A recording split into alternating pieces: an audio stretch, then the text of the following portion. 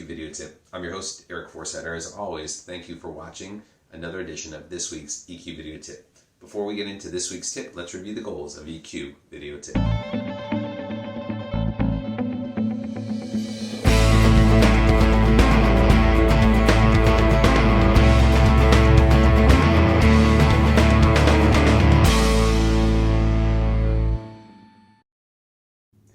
What's on tap for this week? We're in the second half of Kathy and Ross Petrus's phrases that you use every day that show you have higher emotional intelligence. We used 5 or 6 last week that were great. Here are 5 or 6 more that will help you out on a day-to-day basis to improve your EQ, improve your communications with other people, and grow your empathy as well. Let's jump into what they have to tell us right now.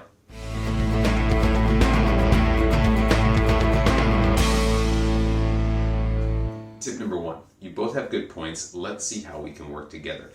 Diplomacy is one of the greater forms of EQ, and being able to have both sides come to a mutual agreement is such a great thing. Acknowledging that both people have different points of view, but relatively valid points of view helps out and hopefully finds a common middle ground where they can work together, solve the potential problem, and do what they need to do.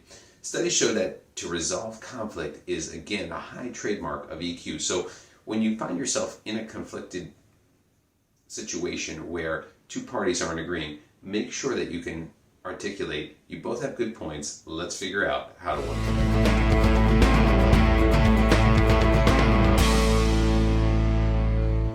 Tip number 2, I'd love your input on this. By saying something like that, or can I get some advice, it shows that you're actually caring about someone else's input, their advice, their thoughts, and that allows you to connect with that other person, and it gives you an ability to show that you think and value their input, which creates positivity and of course creates a better team environment. So asking someone for their input is a great way and a great form of EQ.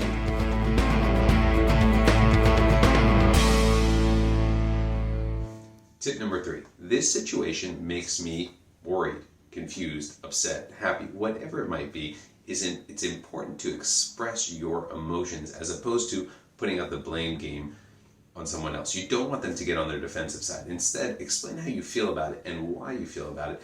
And it sounds much more optimistic as opposed to passive-aggressive or antagonistic. Again, setting aside the blame and instead saying, this makes me feel uncomfortable or I'm not sure about this, allows the lines of communication to open up and hopefully resolve the problem.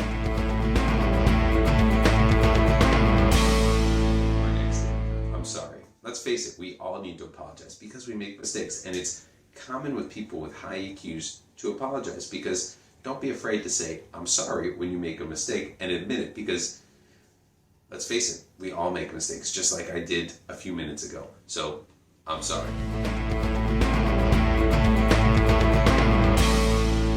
Our last tip, thank you. Because gratitude, we know in EQ, is one of the highest forms of EQ. And the more you say thank you, the more you'll feel positivity both towards yourself and to others. And of course, by saying thank you to someone else, it supercharges that positivity and gives that other person a connection to you and, of course, for yourself. In doing so, you've made the team better, you've made yourself better, and you've created this common language that says, hey, we're going to be positive, we're going to talk in a way that everybody respects each other, and we're going to make sure that we're acknowledging the team. And of course, if someone says thank you to you, don't be afraid to say, you're welcome. That's a great one as well.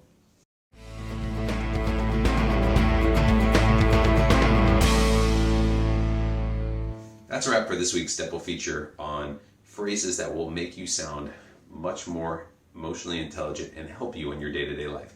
Take them, use them, make them yours, and of course, hopefully this grows your EQ.